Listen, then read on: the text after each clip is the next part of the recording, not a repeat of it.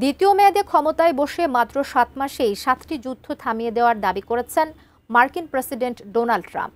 এই জন্য তিনি নিজেকে নোবেল পুরস্কারের যোগ্য দাবিদার হিসেবে উল্লেখ করেছেন। এতে সহমত প্রকাশ করেছেন কয়েকটি দেশের প্রধানরা। কিন্তু সেই ট্রাম্পই এবার চীনের বিরুদ্ধে যুদ্ধের প্রস্তুতি নিতে পেন্টাগনকে নির্দেশ দিয়েছেন। শুধু নির্দেশই নয়, ক্ষেপণাস্ত্র সহ ১২ ধরনের যুদ্ধাস্ত্রের উৎপাদন দ্বিগুণ করারও নির্দেশ দিয়েছেন এই ট্রাম্প। তবে কি এই দুই পরাশক্তির মধ্যেই এবার যুদ্ধ দেখতে যাচ্ছে বিশ্ববাসী? তবে কি খুব দ্রুতই যুদ্ধে জড়াতে যাচ্ছে এই দুই পরাশক্তি? বিস্তারিত জানাচ্ছেন এসআই রাজ।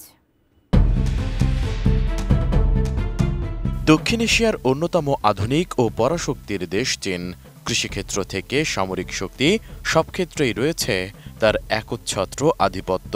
অন্যদিকে পশ্চিমা বিশ্বের মোড়ল খ্যাত দেশ যুক্তরাষ্ট্রের রয়েছে সর্বাধুনিক সব সামরিক সরঞ্জাম। তবে চীনের সঙ্গে সম্ভাব্য যুদ্ধের জন্য যুক্তরাষ্ট্রের হাতে থাকা কম অস্ত্রের মজুদ নিয়ে শঙ্কিত দেশটির প্রতিরক্ষা সদর দপ্তর পেন্টাগন। এমনটাই জানিয়েছে মার্কিন সংবাদ মাধ্যম Wall Street journal. RFL auditor, বাঁকা হয় না, ফাঁকা হয় না, আর ভাঙা এক কথায় অসম্ভব।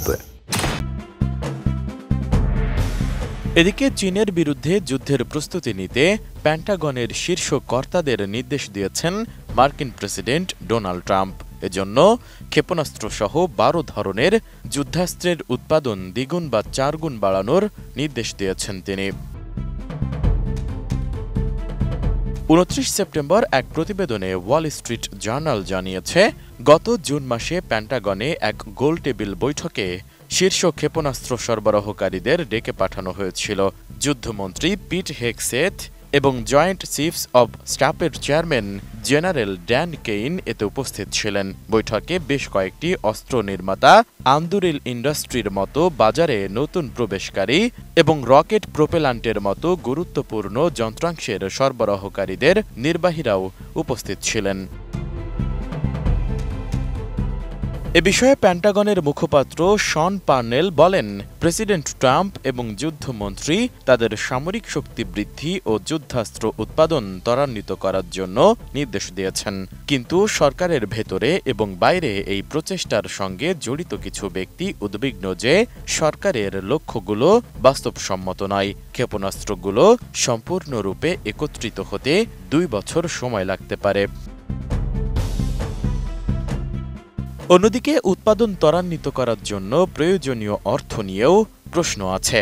গত জুলাই মাসে সই করা ট্রাম্প প্রশাসনের বিগ বিউটিফুল বিলটিতে ৫ বছরের জন্য অতিরিক্ত $২৫ বিলিয়ন অস্ত্র তহবিল দেওয়া হয়েছে। কিন্তু বিশ্লেষকরা বলছেন, পেন্টাগনের আরও কয়েক বিলিয়ন ডলারের বেশি খরচ করতে হয়।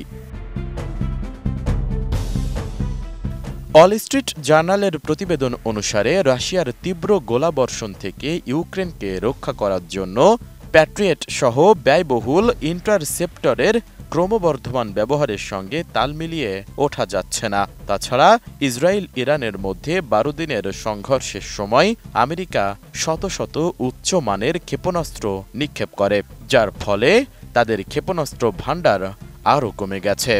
এমন অবস্থায় চীনের সঙ্গে সম্ভাব্য যুদ্ধের প্রস্তুতি নিতে পেন্টাগনকে যুদ্ধাস্ত্রের উৎপাদন দ্বিগুণ থেকে ৪ গুণ পর্যন্ত বাড়াতে নির্দেশ দিয়েছেন ট্রাম্প। এসআই রাজ, ডেস্ক রিপোর্ট, এটিএন নিউজ।